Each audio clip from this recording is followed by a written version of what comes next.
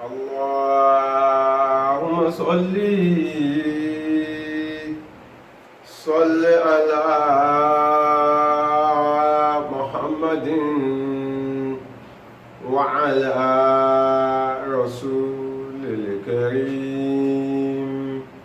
سيد البشر شافع المشفع في المحشر. اللهم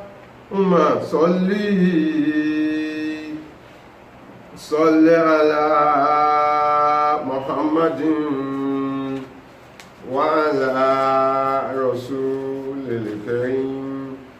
اللهم صل على سيدنا محمد وعلى آل سيدنا محمد وبارك على سيدنا محمد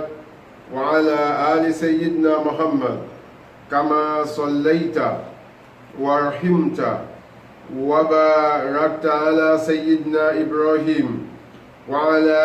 آل سيدنا إبراهيم في العالمين إنك حميد مجيد. الحمد لله وكفى به وليا وكفى به نصيرا.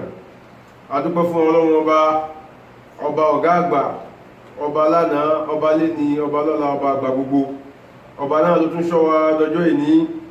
èyí tá tún máa gbọ́ léni ní tafsir wa ní Lagos Central Mosque. Ọlọ́run mọ́ṣá àjò ṣe wá láǹfààní, Ọlọ́run mọ́ṣá fàlùbáríkà sí fún wa, ọlá la ilaha illallah, ọlá kún fàyàkùn. Bí ta sùn sí lánàá, orí tí Ọlọ́run ti ń sọ fún wa wípé a'udhu billahi minash shaitanir rajim, bismillahir rahmanir rahim. فما كان الله ليظلمهم ولكن كانوا أنفسهم يظلمون. Gbogbo àwọn tí wọ́n ya aláìmoore sọ́lọ́run ọba, tí Ọlọ́run ọba padà wá fìyà jẹ wọ́n, Ọlọ́run ní ohun Ọlọ́run kìí ṣàbòsí fẹ̀dá kankan àyàfi tó ní ká kó bá fọwọ́ ara ẹ̀fà. Pẹ̀lú ògo Ọlọ́run lénìí, a bẹ̀rẹ̀ láti àyà 10 ibi tí a ń bá bọ̀ dẹ́ bá gbàgbé Suratul Rum náà láwà chapter 30 of the Holy Quran. A wà ní verse 10 lágbára Ọlọ́run lénìí, ibi tí Ọlọ́run bá ní kálí kọ́bà èdè pẹ̀lú ògùn lọ́dọ̀ Ọlọ́run kó má ṣàṣe ní ọ̀rọ̀ fún wa. Ọlá la ilaha illallah, ọlá kún fàyàkùn. Ìtí Ọlọ́run ti ń sọ tó ń júwe rẹ̀ pé a'udhu billahi minash shaitanir rajim wa min sharril kuffari wal fussad wa min ghadabil jabbar. العزة لله وللرسول وللمؤمنين. بسم الله الرحمن الرحيم. الله يبدأ الخلق ثم يعيده ثم إليه ترجعون. ويوم تقوم الساعة يبلس المجرمون ولم يكن لهم من شركائهم شفاء وكانوا بشركائهم كافرين. يوم تقوم الساعة يومئذ يتفرقون فأما الذين آمنوا وعملوا الصالحات فهم في روضة يخبرون. صدق الله مولانا العظيم وبلغ رسول النبي الكريم ونحن على ذلك من الشاهدين والحمد لله رب العالمين. Ọlọ́run ọba ọ̀gá àgbà ó ń júwe ara ẹ̀ fún wa ń bí lẹ́ẹ̀kan sí gẹ́gẹ́ bó ti máa ń júwe ara ẹ̀ láwọn àyè nínú Al-Qur'an. Ọlọ́run ni Allahu, Ọlọ́run ọba tó ń jẹ́ Allahu yìí, tí gbogbo wa ti mọ̀ pé ẹlòmí ò lè bá jẹ́ Allah. Ọlọ́run júwe ara ẹ̀ pé òun gangan Ọlọ́run èwo yẹ̀bùdáwó lọ kálọ́kọ̀, ọba tó ṣe wípé òun gangan ló jẹ́ àkàndá, ọba tí ó ṣẹ̀dá nǹkan tẹ́nìkankan ò dárú ẹ̀ rí. Súnmà yọ̀yìn dúró lẹ́yìn tó jẹ́ pé òun ló ṣẹ̀dá wa, Ọlọ́run lóhun tún máa dá wa padà síbi tóhun ti mú wa wá. Súnmà ilẹ̀ yìí tó rí ahun gbogbo wa pátápátá a wá ṣe rí padà lọ sọ́dọ̀ Ọlọ́run ọba náà. Ọlọ́run ní yawma yaqumu sáà, ṣíṣẹ́rí padà tá a fẹ́ ṣẹ́rí padà lọ bọ́ lọ́wọ́ ọba lọ́sọ́dọ̀ ọlọ́wọ́ ọba torí nǹkan kankan torí ọjọ́ kan ni. Ọjọ́ wo? Ọjọ́ tí ọlọ́run ọba tó máa ní kí gbogbo wa dìde, ọjọ́ tí ọlọ́run pè ní háwà kan, àsìkò kan lọ́jọ́ náà. Ọlọ́run sọ ń bomi náà kúrò pé ọjọ́ kan yẹn nìkan tá bá ní ká gbé sínú òǹkà ọjọ́ táwa ń kà bá ṣe wà yìí sì tílẹ̀ ń ṣú tílẹ̀ mọ́ tá ń ka wákàtí mẹ́rìnlélógún, tá bá gbé òǹkà yẹn sẹ́gbẹ̀ẹ́ òǹkà ọjọ́ kan tọ́lọ́run wí, ó ṣe déédé 1,50 ọdún bá ti máa dúró níjọ́ náà lórí dúró náà ládẹ̀ bá wà. Ọjọ́ yìí yawma taqumu sa'a, ọjọ́ tí ọlọ́run máa gbé àkókò náà dé. Ọjọ́ yìí ọlọ́run ní yublisul mujrimun, gbogbo àwọn òbílẹ̀jẹ́, àwọn òbalẹ̀jẹ́, àwọn tí wọ́n dá wàhálà lẹ̀ lórí ilẹ̀ ọlọ́run tó ṣe wípé wọ́n kó gbogbo àwọn ẹ̀dá tó kù sí ìlàhílò, ọlọ́run ní jọ́ náà yublisul mujrimun, wọ́n á máa bẹ nínú òfò, wọ́n á máa bẹ lẹ́ni tó ṣe wípé yẹ́skùtúnà á dá wọn lákẹ́. Lẹ́yìn tá a dá wọn lákẹ́ tán, wàtá ń kọ̀tẹ́hùn ó játa hun, gbogbo àwáwí wọn tó lè fẹ́ máa wá, gbogbo àhesọ wọn pé ọlọ́run jọ nǹkan báyìí ní ó jẹ́ ká kírun, èṣù ní èkíní kan, gbogbo ẹ̀ la máa jálẹ̀ ànújọ́ náà lọ. Kò ní sí àǹfààní fún wọn láti mú àwáwí wá. Ìyẹn ọlọ́run ṣe ń kìlọ̀ fún wa pé ká gbìyànjú ká ṣe tọ́lọ́run kọjọ́ yìí ó tó dé, tó pé ọjọ́ yìí ọjọ́ tí ò ní sáwáwí ni. Ó ti ẹ̀sọ́ bí kan náà kúrò pé ọjọ́ ta wí nàkàtímù ala afwahihim wa tukallimuna aydihim wa tashhadu arjuluhum bima kanu yaksibu. Ó ní gbogbo wa pátá nàkàtímù ala afwahihim, ọlọ́run máa pa ẹnu wa mọ́, ó máa sílẹ̀ ẹnu wa. Wa tukallimuna aydihim, a wà fún àwọn ọwọ́, a fún wọn lọ́rọ̀ sọ. Wa tashhadu arjuluhum, a fún àwọn ẹsẹ̀ náà ní ẹ̀rí jẹ́. Bima kanu yaksibu, pẹ̀lú gbogbo tí àwọn ará bí ń ṣe, atóníkálukú wa náà ni. Àwọn táwọn mújírìmù náà, àwọn òbílẹ̀jẹ́ tí wọ́n ní ó le jù, tó pé àwa ò ní wàhálà púpọ̀, kírun ni wá, gbàwẹ̀ ni wá. Àmọ́ àwọn tí ó fẹ́ máa wá wa wí pé kíníkan ló ṣe kíníkan, ẹ̀mí kọ́ ọwọ́ ni ó sọ níjọ́ náà lágbájá, èmi ni mo dá kíní ẹ̀rú níjọ́ náà. Tó wáyé pé báyìí náà ni èmi ni mo mú báyìí yẹn dání ta fi kọ́ àfi yí òjò mẹ́rin sẹ́yìn ẹ̀. Tó bá jẹ́ pé ká fi nǹkan ṣe nǹkan náà ni àwọn tó ń fọ̀bẹ ṣe kà, tó ń fi àdá ṣe kà, báwọn tó ń fi bọ́n pààyàn, ọwọ́ ni ó máa sọ níjọ́ náà pé èmi ni mo pull trigger ẹ̀ níjọ́, èmi ni mo tẹ ọta àbọ̀ yẹn jáde. Ẹsẹ̀ a máa jẹ́ pé èmi ni mo gbé lọ́bẹ̀. Tó bá yẹ pé àwọn tó ń mú ewé àti egbò papọ̀ tó fi ń ṣe nǹkan kí nǹkan ni, gbogbo ní téèyàn bá fọwọ́ ṣe níjọ́ náà ṣá, níjọ́ náà ọwọ́ sọ̀rọ̀, Ọlọ́run ní jẹ́ kẹ́nu sọ̀rọ̀. So ìyẹn ni ò ní jẹ́ kí kèfèrí orí àwáwí kankan wá wí. Ọlọ́run wá ní walam yakun lahum min shuraka'ihim shufa'u, kódà àwọn nǹkan tí wọ́n fi ń ṣẹbọ, gbogbo tí wọ́n papọ̀ mọ́ Ọlọ́run, tí wọ́n ń pè lọ́lọ́run, tó sọ́dọ̀ Ọlọ́run yàtọ̀ lẹ́yìn Ọlọ́run ọba, gbogbo wọn pátá kò sí tí ó lè lanu sọ̀rọ̀ níjọ́ náà tí ó lè ṣìpẹ̀ wọn. Tí wọ́n bá wá pé lágbájá gbà wálẹ̀, wọ́n ti máa ń pè wọ́n ní ilé ayé ìsìn pé kìníkà yìí náà mọ oríṣiríṣi oríkì tó ń fáwọn òṣà ń bí. Gbogbo oríkì tí wọ́n lè mọ̀ fún òṣà níjọ́ náà, òṣà ò ní lè fọhùn. Níjọ́ ta wí Allah akbar kabir, lọ́jọ́ náà subhanallah,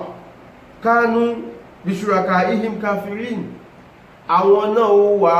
kọ̀ọ̀rọ̀ sáwọn òṣà lẹ́nu níjọ́ náà, àwọn àtàwọn òṣà wọn wá dọ̀tá ara wọn, torí pé wọ́n á máa wá bú àwọn òṣà. So àṣẹ ẹ̀tí ẹ̀ gbà wálẹ̀, a lè tọ́jú yín gbàtà wà láyé, afúnyín gbogbo nǹkan tó ń fún wọn jẹ, ó wá dọjọ́ ìní ẹwà yẹ̀ wà lẹ̀. Ọlọ́run sọ ń bomi nínú Quran chapter 41 Suratul Fussilat ayah 29, ọdún wa qala alladhina kafaru, wọ́n máa wá àwọn kèfèrí nígbà tó bá rí owó ọ̀yà, tó rí pé àwọn òṣà táwọn gbójúlé ọ̀lẹ ni wọ́n lè ṣe kankan fáwọn. Wọ́n máa wá pé Ọlọ́run pé ìwọ Ọlọ́run Rabbana Olúwa wa arinal ladina adallana minal jinni wal insi, àwọn tí wọ́n fọ̀nà tí wọ́n ṣì wá lọ́nà nínú àwọn èèyàn yìí àti àwọn àlìjànú ta músìn ta sọwọ́n dọ́lọ́run gbàtà wà láyé jọ afẹ́kò fún wa rí jẹ́ ká rójú wọn báyìí naj'aluhuma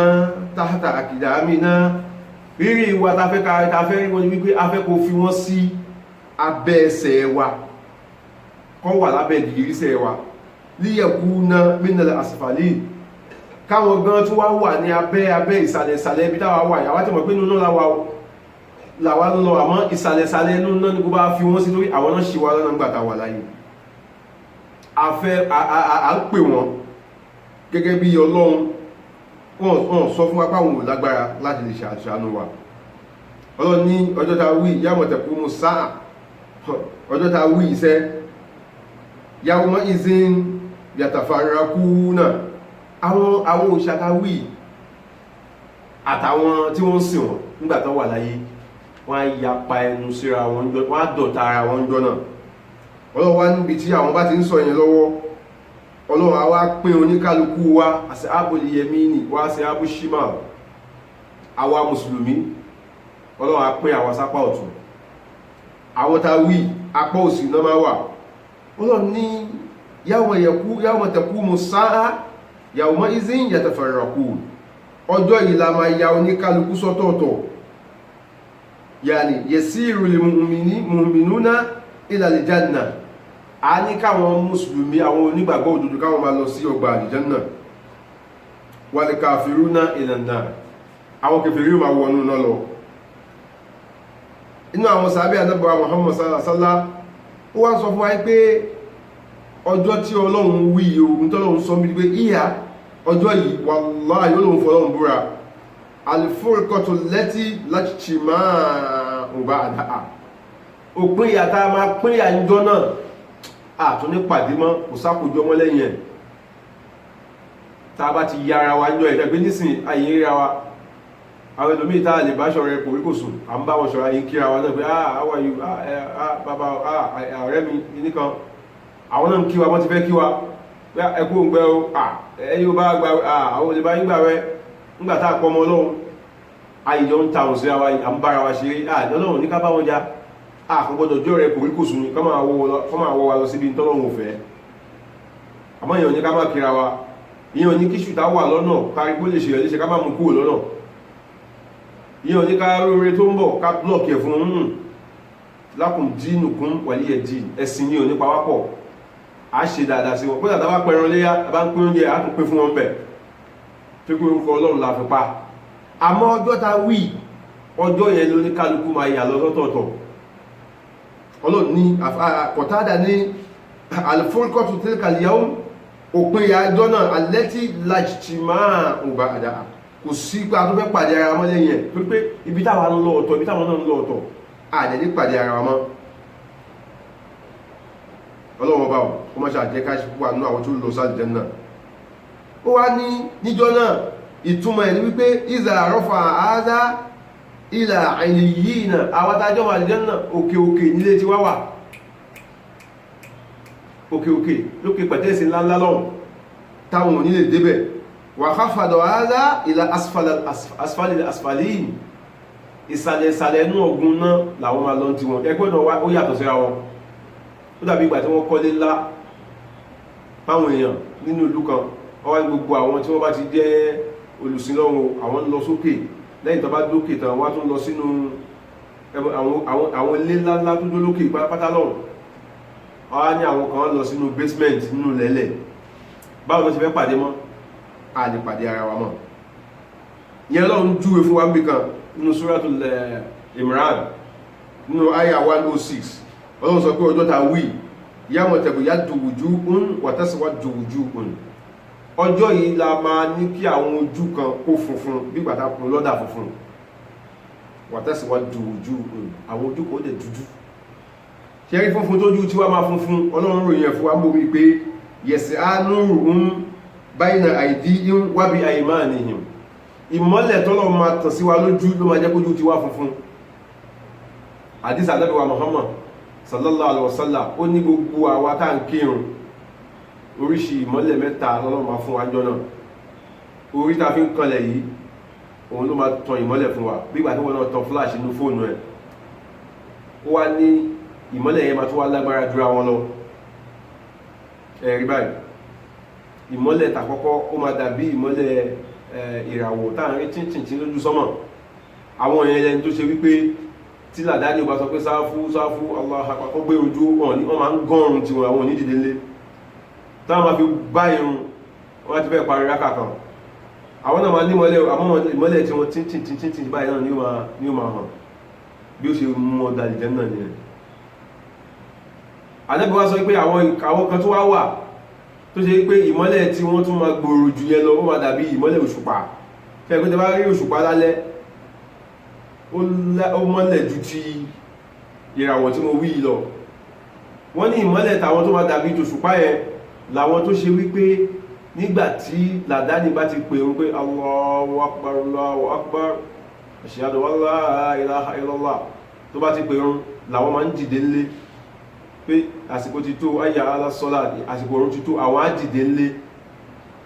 wọ́n á ṣàlù àlá wọ́n yìí láǹfààní àti yan lọ́fílà kó tó di pé wọ́n máa gbé òjò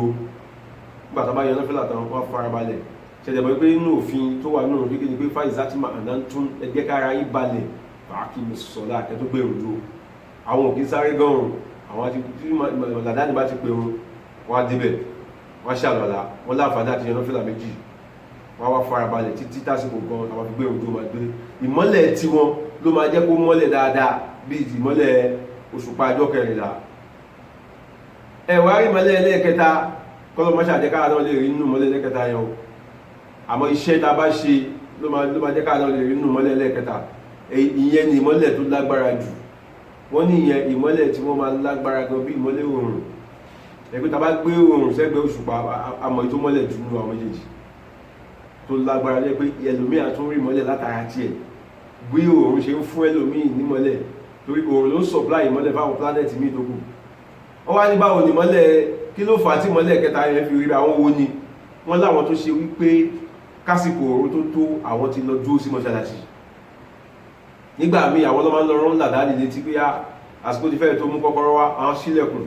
Àwọn níṣẹ́ míì tán tó máa ṣe tán fi pawọ́ tó jẹ́ iṣẹ́ olóore nígbàtí ẹnìkan kò tí ìdè mọ́ṣáláṣí ẹlòmí tó bá rí dọ̀tí àgbà ẹlòmí tó bá rí àwọn àgé tó ṣòfìfò àrọ̀mí sí àti gbogbo òun kọ́ ní làdáni o àmọ́ Ọlọ́run kan fún iṣẹ́ yẹn ṣe ni bó ti máa ṣe lójoojúmọ́ tí ẹni ẹ pàápàá jùlọ ẹ̀yin tọ́lọ̀ bá fún lẹ́mìí gbogbo tẹ́ ti ṣiṣẹ́ gbogbo àǹfààní ara yín tẹ́ ti fi ṣiṣẹ́ tó kú pé ẹ̀ ń jẹ èyí tẹ́ ti ṣe síwájú ẹ̀ ń jẹ ni nínú àlàáfíà nínú ọlá irú ilé ilẹ̀ lè máa ṣe ibẹ̀ iṣẹ́ Ọlọ́run ló yẹ kẹ́ rìtáyà sí iṣẹ́ ìjẹ́ ìtáyà sí ilé Ọlọ́run tẹ́lọ ń dà àwọn ìmámù láàmú ráwọ̀ kan wà wọ́n ìtáyà sí ilé Ọlọ́run wọ́n lọ ń dà àwọn ìmámù láàmú ni ọmọ ọ̀dà àwọn afá àwọn kìí ṣàfá àwọn wọ́n fẹ́ pín owó táwọn afá bá gbà àwọn tẹ̀fẹ́ gbówó jà fà ló ń ṣiṣẹ́ mọ́ṣáláṣí ó ń ṣiṣẹ́ Ọlọ́run pàápàá lọ àwọn ẹ̀yẹ kọ́ mú rí o irú eléyìí tí mo ń sọ ni pé kásìkò òun tó tó gbà tí wọ́n gbogbo lọ bí iṣẹ́ mọ́ wọ́n ti rìtáyà wọ́n wá rìtáyà sí mọ́ṣáláṣí àwọn náà wà lọ gba kọ́kọ́rọ́ lọ́wọ́ làdáni náà sílẹ̀ kúnlẹ̀ àlọ́lá ìwọ̀nba ìtọ́ bá lè ṣe ń bẹ̀ wọ́n á rọrùn sáàgì wọ́n gbálẹ̀ wọ́n fọlẹ̀ wọ́n ṣe gbogbo ẹ̀ kò sẹ́ni tó rán wọn wọ́n kàn ń ṣe fọ́lọ́run ni lẹ́yìn tó ṣe yẹn tán wọ́n ṣẹ̀ṣẹ̀ wá ṣàlọ́ àlà wọ́n wà yan lọ́fílà àsìkò wà nílẹ̀ fún wọn dáadáa lẹ́yìn tó bá yan lọ́fílà wọ́n tún tètè láwà kọ́ra wọ́n ṣe gbogbo ẹ̀ títí kó tó wá di wípé wọ́n gbé òjò Ọlọ́run ní àwọn ta wí ìmọ́lẹ̀ tí wọn ó máa la gbòòrò á dàbí bí òòrùn ṣe mọ́lẹ̀ ẹgbẹ́ bóòrùn ṣe mọ́lẹ̀ yẹn kò sẹ́ni tó tó wojú òòrùn kó ní ojú strong kó wá gbójú sóòrùn Ọlọ́run ní ìjọ yẹn bí ìmọ́lẹ̀ ṣe máa wà wájú àwa nìyẹn in categories Ọlọ́run wá ní báwa ṣe wá ń sọ pé ìmọ́lẹ̀ kan pọ̀ jù kan lọ́dọ̀ tiwa yìí bẹ́ẹ̀ ni lọ́dọ̀ àwọn kèfèrí tẹ̀síwájú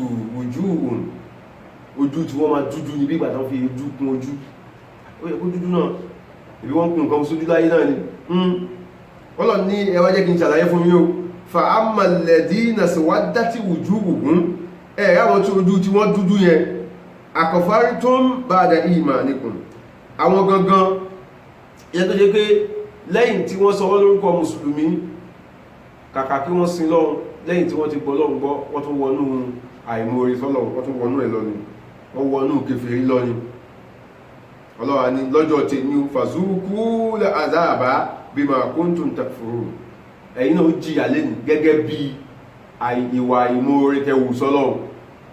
gẹ́gẹ́ bí ọjọ́ ìní tí wọ́n sọ fún yín pé ọjọ́ kan máa ń bọ̀ tí iná máa di ẹ̀ lẹ́yìn aṣojú jẹta ní kò sí nǹkan kan kò sẹ́ni tó lọ tó bọ̀ rí ọ̀run ló mẹ́ni tó máa là ọlọ́wà ní lẹ́nì ẹ̀ ti wá dọ̀rọ̀ ọ̀hún báyìí àmọ́ kò ṣe padà lọ tún ṣe mọ́ lórí ìṣúra ẹ̀ náà ní àyà tó tẹ̀lé 107 ọlọ́wà ní wà á mọ̀ lẹ̀dí ìnàbòyá dọ̀tí wùjú gúgún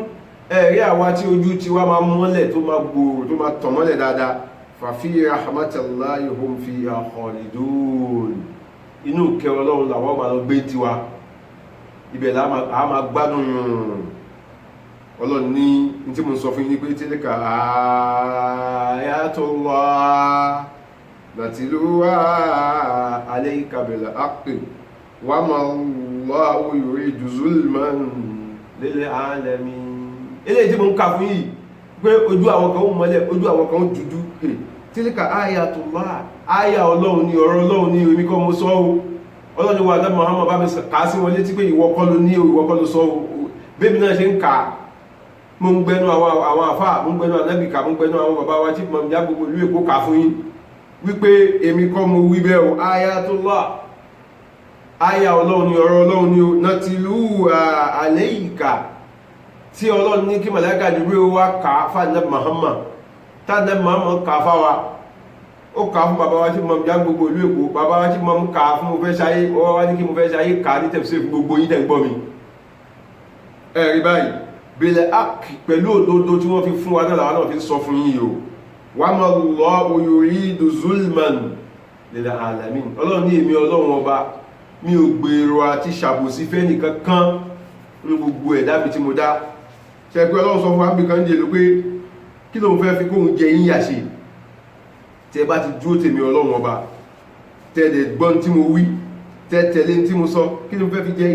jẹ yín yà kí ló fẹ́ gbà mẹ́ eléyìí ọlọ́run sọ fún wa pé ó dọwọ́ ẹnì kankan wa ọlọ́run ní òun ò wá láti wá ṣàbòsí fẹ́ nìkankan o tó bá dijọ́ náà bọ́lọ̀ òun ṣe yà wá sọ́tọ̀ ọ̀tọ̀ nìyẹn ó wá nígbà tó ń bá yàwá sọ́tọ̀ ọ̀tọ̀ táwọn àwọn ará bí tó bá gba inú ilé náà wọn lọ kódà ọlọ́run tó sọ ń bomi inú Suratul Mutaffifin àyà Quran chapter 83 àyà 10 ọlọ́run ní wailun yawma'izin lil mukaththibin pé ìbínú ọlọ́run yóò máa bẹ fún àwọn òpùrọ́ níjọ́ náà ọlọ́run àwọn wo àwọn tí ó ṣe wípé wọ́n sọ̀rọ̀ sí wọ́n bá wọn sọ̀rọ̀ ọlọ́run yuhaddasu fayukazzib wọ́n bá wọn sọ̀rọ̀ ọlọ́run wọ́n pè nírọ́ liyadhaku an-nas àwọn ń pè nírọ́ wọ́n sọ̀rọ̀ ọlọ́run di yẹ̀yẹ́ káwọn àwọn tó kù bí tí wọ́n náà wá ń fọ̀rọ̀ ọlọ́run ṣe ara ní ẹ̀ tọba sọ pé ẹjá lọ kí jíwọ́n yà jọjọjọjọjọ yóò ní jíwọ́n wá kí ẹ̀yìn náà lérí wọ́n wá sọ̀rọ̀ ọlọ́run wá sọ di yẹ̀yẹ́ ọlọ́run tẹ́bá ti rí wọn ẹ tètè jìnnà sí wọn kódà kó jẹ́ ọ̀rẹ́ ní kódà kó jẹ́ ọmọ ìyá ní ẹ má jẹ́ kọ́rọ̀ ọlọ́run kó pa yín pọ̀ débi tó wá sọ̀rọ̀ ọlọ́run di yẹ̀yẹ́ mọ́ yín lọ́wọ́ ọ̀rọ̀ ilé ayé mi tó bá pa yín pọ̀ nípa ìjọmọ̀ ìyá nípa ọ̀rẹ́ ẹni máa bára yín ṣe tó bá ti dọ̀rọ̀ ọlọ́run ẹ má fi lọ́wọ́ mọ́ kọ́ máa kó tu ọba yín tó gbà tẹ́bá ní ẹgbà wẹ̀ ní kí làwọn ṣe fọ́lọ́run tó wọ́n fẹ́ gbà àwọn ọmọ ọlọ́run kó máa fi para wọn òun ò wá ní nẹ́ṣẹ̀ tó rùn dákan mọ̀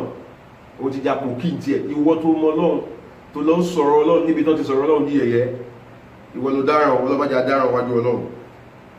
ọlọ́run láwọn tá a wí tó bá dijọ́ náà ìbínú ọlọ́run máa sọ̀kalẹ̀ sí wọn ni àwọn tó ṣe wípé alladhina yukazzibuna biyawmiddin àwọn tí wọ́n pe ọjọ́ ẹ̀san yìí wọ́n pe nírọ́ la yusaddiquna biwuqu'ihi wọn gbà lódodo wípé ọjọ́ náà máa ṣẹlẹ̀ níjọ́ kan wala ya'taqiduna kaunuhu wọn gbé bí ọjọ́ náà ṣe fẹ́ rí kaunuhu bí ọjọ́ náà ṣe fẹ́ rí wọn gbé yẹ̀wò pé ọjọ́ tó ń wí báwo ṣe fẹ́ rí lóòótọ́ wọ́n lá máa dúró wọ́n máa gbé rìpọ́ọ̀tù wa fún wa báwo lọ́jọ́ yẹn ṣe fẹ́ rí tí bá gba rìpọ́ọ̀tù mi tí nǹkan tó wà bẹ́ẹ̀ ò bá dáa kọ́ tí ẹ̀ bá ń ronú bẹ́ẹ̀ ọkọ̀ ẹ̀ lè máa wá síbi pé bóyá kò tẹ̀ gbìyànjú kó náà máa ṣe díẹ̀ bóun tẹ̀ tí ì lè ṣe púpọ̀ wa yasta'buduna ẹ̀rí yasta'buduna amrahu wọ́n wá mú ọ̀rọ̀ Ọlọ́run wọ́n sọ di yẹ̀yẹ́ wọ́n sọ di dàkúdà bẹ́ẹ̀ dẹ̀ ni Ọlọ́run sọ pé wà mọ́ yukazzibu bihi illa kullu mu'tadin athim bí tẹ́ bá ti ń sọ̀rọ̀ Ọlọ́run tẹ́ bá rí táwọn èèyàn fi ṣe yẹ̀yẹ́ ẹnìkan kan ò ní tó ń pe ọ̀rọ̀ Ọlọ́run nírọ́ ẹnìkan kan ò ní pọ̀ ọ̀rọ̀ Ọlọ́run nírọ́ àyàfi ó jẹ́ àwọn tí wọ́n máa ń ṣàṣeyérègé athim àwọn ẹlẹ́ṣẹ̀ àwọn tí wọ́n máa ń dẹ́ṣẹ̀ Ọlọ́run má ṣàṣọ wá mẹ́ ó dọwọ́ ẹnìkan kan wá o kódà nínú àwọn ìṣesí wọn tí wọ́n máa ń ṣe tẹ́ máa fi mọ̀ wọ́n ni pé ẹ̀ṣẹ̀ wọn nínú ọ̀rọ̀ tí wọ́n máa sọ àti inú ìṣesí wọn wọ́n máa ṣe Ọlọ́run láti bẹ̀rẹ̀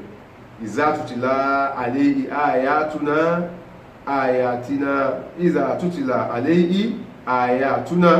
kọ́lá asatirul awwalin tẹ́ bá ń ka àyà sí wọn létí yá nígbà Ànábì Mùsá nǹkan báyìí l'Ọlọ́run sọ nígbà Ànábì Ìsá nǹkan báyìí l'Ọlọ́run sọ ní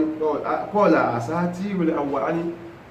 ìtàn àwọn tó ti kọjá lẹ́ ń sọ yẹn ẹ bá wa sọ nǹkan mi kàlà balẹ̀rọ́nà ala qulubihim ma kanu ya'malun Ọlọ́run ní ọ̀rọ̀ orí bẹ́ẹ̀ o rọ́nà ala qulubihim ma kanu yaksibun in tí wọ́n ń ṣe níṣẹ́ ló kóra náà bá wọn ẹ̀rí Ànábì wa Muhammad sallallahu alaihi wasallam ó ṣàlàyé tọ́lọ̀ pè ní ránà ń bẹ̀ pé ó ní ránà tọ́lọ̀ ń wí mẹ́ ó ní òun ní bí pé ká sọ pé èéfí dúdú wọ́n ní tí Ànábì wa Muhammad sallallahu alaihi wasallam wọ́n ní tí ọmọ èèyàn bá ń ṣe Ọlọ́run ọba tó bá jẹ́ ní tó kúndùn kó máa ṣe Ọlọ́run pé èéfí dúdú báyìí bí ìgbà tí wọ́n kán ọ̀dà kóńtà sínú nǹkan funfun bẹ́ẹ̀ ni èéfí dúdú yẹn ṣe máa bọ́ sínú gbáàyà ẹ̀ tó bá bọ́ sínú gbáàyà ẹ̀ wà ń tààbà mí ní á tó bá túbá kó ń bí ẹ̀ṣẹ̀ tó ń ṣe yẹn suqila qalbuhu ìgbáàyà yà ṣe kíní dúdú tó wà bẹ́ẹ̀ àfọ̀mọ́kù bẹ́ẹ̀ àmọ́ wà ń záádà tó bá tó ń lékún lẹ́ṣẹ̀ záádà tí dúdú tó dúdú tẹ́lẹ̀ yẹn a wá fẹ̀ a máa expand bí ìgbà téèyàn bu ọ̀dà dúdú ọ̀dà kóńtà tó fi sínú aṣọ funfun tó wá tó dọ̀tí síbẹ̀ tó bá tún ṣẹ̀ṣẹ̀ míì sí ó wá kán kerosene sí ẹ̀pẹ́ kerosene yẹn á jẹ́ kí kíní yẹn dúdú yẹn á wá ṣe kíní a máa wá fẹ̀ a máa fẹ̀ bẹ́ẹ̀ ni bó ṣe ń ṣẹ̀ sí tó wọnú ẹ̀ṣẹ̀ bẹ́ẹ̀ ni dúdú yẹn ó máa fẹ̀ nínú ọkàn ẹ̀ títí tó wá ti jìntà nínú ẹ̀ṣẹ̀ gbogbo ọkàn ẹ̀ tọ́lọ́run ti dá ní mímọ́ tẹ́lẹ̀ àwa di dúdú àwa pídà pàpà kò wá ní gbọ́rọ̀ Ọlọ́run mọ́ ẹni lè bá sọ̀rọ̀ Ọlọ́run mọ́ Ọlọ́run má ṣe bẹ́ẹ̀ fún wa Ọlọ́run ní ìyẹn ni àlàyé tí mo ń ṣe nípa àwọn tí wọ́n ń pe ọ̀rọ̀ Ọlọ́run ọba nírọ́ àwọn yìí tẹ́ bá lọ wo nú Al-Qur'an Ọlọ́run tó ń sọ ń bẹ̀ níbi tá ń bá bọ̀ wípé yuqalu hadha allazi kuntum bihi tukazibun wọ́n a máa sọ gbogbo ọ̀rọ̀ Ọlọ́run tó ń bá wọn sọ wọ́n a máa kà wọ́n a máa pè nírọ́ tó bá wá dìjọ́ yẹn wọ́n a wá rí pé àṣé ọ̀rọ̀ tí Ọlọ́run ń bá wọn sọ yìí àṣé òdodo ọ̀rọ̀ ni nígbàtí Ọlọ́run bá pè gbogbo wa tó yà wá sọ́tọ̀ọ̀tọ̀ ọjọ́ yìí Ọlọ́run wá lẹ́san tó máa sọ fáwọn àtàgbọ́ lọ́wọ́ bá gbọ́njọ́ náà tó gbé gbàgbọ́ nígbà púpá ti lọ sọ́tọ̀ọ̀tọ̀ táwa kan lọ sókè táwọn kan lọ sísàlẹ̀ ní tí ó máa ṣẹlẹ̀ sí wọ́n sàlẹ̀ òun Ọlọ́run ṣàlàyé fún wa yẹn pé wọ́n á wà ń bẹ̀ ó wá ní nǹkan kan tọ́lọ́run sọ fún wa tí mo fẹ́ kẹ́ ṣàǹfààní ẹ̀ Ọlọ́run ń bá bọ̀ nínú àyà yìí náà ó sọ fún wa yìí pé tó bá di ọjọ́ ta wí gbogbo wa pátápátá Ọlọ́run máa ṣe nírọ̀rùn fún wa Ọlọ́run á yọjú sí wa torí àlejò Ọlọ́run ní gbogbo wa àtàwọn Ọlọ́run á yọ sí wa báyìí tọ́lọ́run bá yọ sí wa tí gbogbo bá rí Ọlọ́run pé subhanallah walhamdulillah wala ilaha illallah Allahu akbar wala hawla wala quwwata illa billah Ọlọ́run ní títú Ọlọ́run àbàfẹ́sí àwọlẹ̀ àbàfẹ́sí Allahu akbar subhanallah ọlọ́run wá yà wá lọ́tọ̀ọ̀tọ̀ ọlọ́run bá ti wá yà wá lọ́tọ̀ yẹn táwa gba upstairs lọ ẹsẹ̀kẹsẹ̀ tó bá ti mú àwọn lọ sáàyè tí wọn lọ́lọ́run bá ti ká ló bá ti ṣí káṣípù tó wà lójú wọn ló bá ti ká kó mẹ́ wọn ní láǹfààní àti rọ́lọ́run mọ́ lẹ́yìn yẹn àwa fi ìjáàbù sáàrin àwọn àtọlọ́run kódà níbi tí ọlá àti wa máa dé wọn ní ráyè ráwa náà tàwa náà gbàjẹ́ lọ́wọ́ bá ṣàjẹ́ kí mi náà jẹ́ kan nínú àti wọn tó ń gbọ́ mi ìyẹn ni gbogbo wá tẹ̀fsírì tá ń ṣe yìí ó wọn ní rọ́lọ́run mọ́ wọn ní ráǹfààní àti rọ́lọ́run mọ́ àwa ló dẹ̀ kù tá máa rọ́lọ́run láàárọ̀ ọlọ́run máa yọjú sí wa tó bá tún dalẹ́ ká tó lọ sọ ọlọ́run tún yọjú sí wa pé ẹ̀yà àlejò mi báwo ní ṣe wà òkè lójoojúmọ́ àdísà náà ló sọ bẹ́ẹ̀ fún wa sallallahu alaihi wasallam nítorí ìdí elé pẹ̀lú ògùn ọlọ́run tó bá di lọ́la ọlọ́run sọ fún wa pé fa amma alladhina amanu wa amilu salihat fahum fi rawdatin yuhbarun nígbà táwọn bá bá tí wọ́n lọ síbi tó fẹ́ lọ àwátawá gbọ́ lọ́wọ́ bá gbọ́ kí wá ní ó jẹ́ àǹfààní tiwa èrè wo la fẹ́ jẹ́ ńjọ́ náà tó bá di lọ́la a máa tẹ̀síwájú pẹ̀lú ògùn ọlọ́run Rabbi innal huda kawaya tuka nurun tahdi biha man tasha tuka nurun tahdi biha man tasha alhamdulillahi rabbil alamin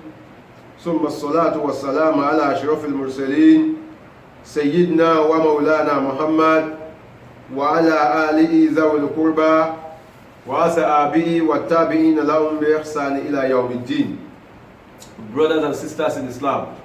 I greet you in the best manner of greeting, saying may the peace and blessing of Almighty Allah be upon each and every one of us. Like we all know, this is another series of our Ramadan tafsir from the Lagos Central Mosque. Just to summarize the tafsir for the day, which happens to be chapter 30 that we have been explaining since the commencement of this chapter about 3 days ago. We are still on chapter 30 verse 10 inshallah, where Allah says ثم كان عاقبة الذين أساءوا السوء أن كذبوا بآيات الله وكانوا بها يستهزئون. Sorry, verse 11, الله يبدأ الخلق ثم يعيده ثم إليه ترجعون. Allah says, I am the originator of creation. I created human beings without any prototype. I created the heavens and the earth without any prototype. So I am the originator. I originated everything in this world. Allah says, because I am the originator, summa yu'iduhu